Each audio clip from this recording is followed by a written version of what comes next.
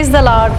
అనుదినం దేవునితో అనే ఈ కార్యక్రమం చూస్తున్న మీ అందరికీ మన ప్రభు అయిన యేసుక్రీస్తు నామములో వందనాలు. చిన్న వాక్యం చూసుకున్నాం. కీర్తనల గ్రంథం 106వ అధ్యాయం 13వ వచనం. ఆయన ఆలోచన కొరకు కనిపెట్టు కొనకపోయిరి. దేవుడు మనల్ని గురించి ఎన్నో ఆలోచనలు కలిగి ఉంటాడు.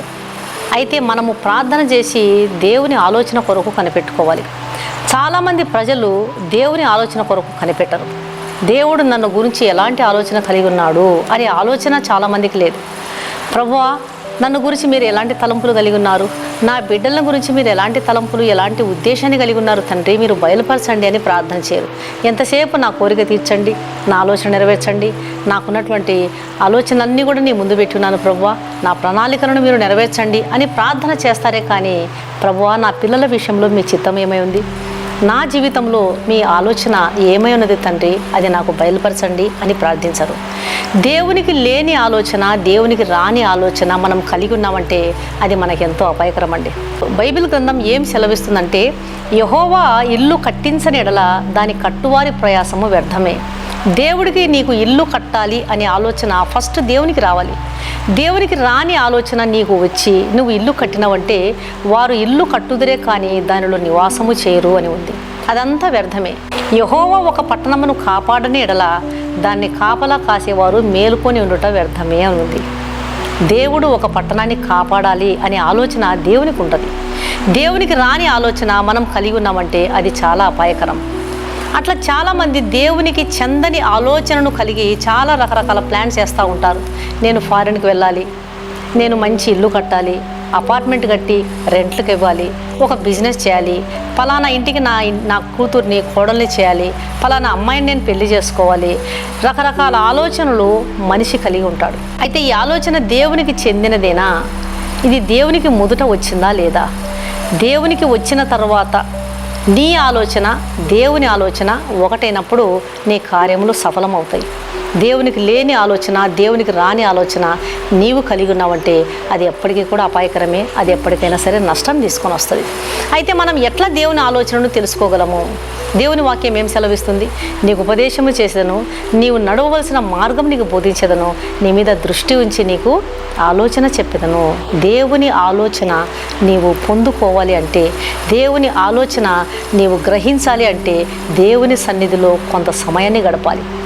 పౌలు గారు పట్టణంలోకి వెళ్ళి 3 రోజులు ఉపవాసం ఉండి దేవుని ఆలోచన కొరకు కనిపెట్టినాడు. దేవుని ఆలోచనలు మనం తెలుసుకోవాలంటే దేవుని సన్నిధికి వెళ్ళి ఉపవాసం ఉండి ఆయన ఆలోచన కొరకు కనిపెట్టాలి. అప్పుడు దేవుడు తన ఆలోచనలు మనకు అనుగ్రహిస్తాడు. చాలామంది దేవునికి చెందని ఆలోచన ప్రకారం ఆ వ్యాపారం, ఈ వ్యాపారం, ఆ ప్రాంతం, ఈ ప్రాంతం అని వెళ్ళి అనవసరంగా సమయాన్ని వ్యర్థపుచ్చుకుంటున్నారు, బలాన్ని వ్యర్థపుచ్చుకుంటున్నారు. కాబట్టి అంతా వ్యర్థమైపోయిన తర్వాత అయ్యో ఇది దేవుని ఆలోచన కాదే అని దిగులు పడతారు.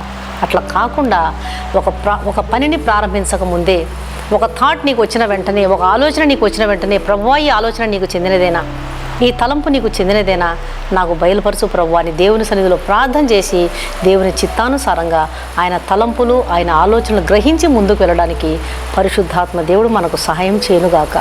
కళ్ళు మూసుకోండి, ప్రార్థన చేస్తాం. పరిశుద్ధుడైన తండ్రి, ప్రేమగల నాయన, నీకు స్తోత్రములు నాయన. నీకు లేని ఆలోచన, నీకు రాని ఆలోచన మా జీవితాలలో ఎన్నడూ రానివ్వదు తండ్రి. నీ చిత్తాన్ని, నీ మనస్సును తెలుసుకొని నడవడానికి సహాయం చేయండి ప్రభువా. నన్ను గూర్చి మీరు ఏ ఆలోచన కలిగి ఉన్నారో దాని ప్రకారమే నన్ను నడిపించండి. పరిశుద్ధాత్మ దేవుడా, మీరు బయలుపరచండి. మా కొరకు, మా బిడ్డల కొరకు మీరు ఏది ఇవ్వాలని సిద్ధపరిచారో అదే మాకు దయచేయండి. మీ ఆలోచనలు మా పట్ల స్థిరపరచమని సర్వశక్తి గల క్రీస్తు నామమున అడిగి వేడుకుంటున్నాను తండ్రి, ఆమెన్. ఈ వాక్యం విన్న ప్రియ దేవుని బిడ్డలారా, దయచేసి దేవుని వాక్యాన్ని అనేకులు విని మేలు పొందే విధంగా షేర్ చేయండి. ఛానల్ను సబ్స్క్రైబ్ చేసుకోండి. దేవుని దీవెనలు పొందండి. ఇంకా ఈ వాక్యం వింటున్న మీలో క్రీస్తు ప్రభువును సొంత రక్షకునిగా అంగీకరించని వారు ఎవరైనా ఉన్నట్లయితే యేసు క్రీస్తు ప్రభు వారిచ్చే ఉచితమైన రక్షణను స్వీకరించండి.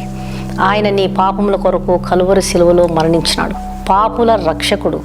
పాపములను క్షమించడానికి, పాపులను రక్షించడానికి, మరణం నుండి నీ ఆత్మను తప్పించడానికి దేవుడు తన రాజ్యంలో నిన్ను వారసురాలుగా చేయడానికి నీ కొరకు కలువరి శిలువలో యాగమైపోయాడు.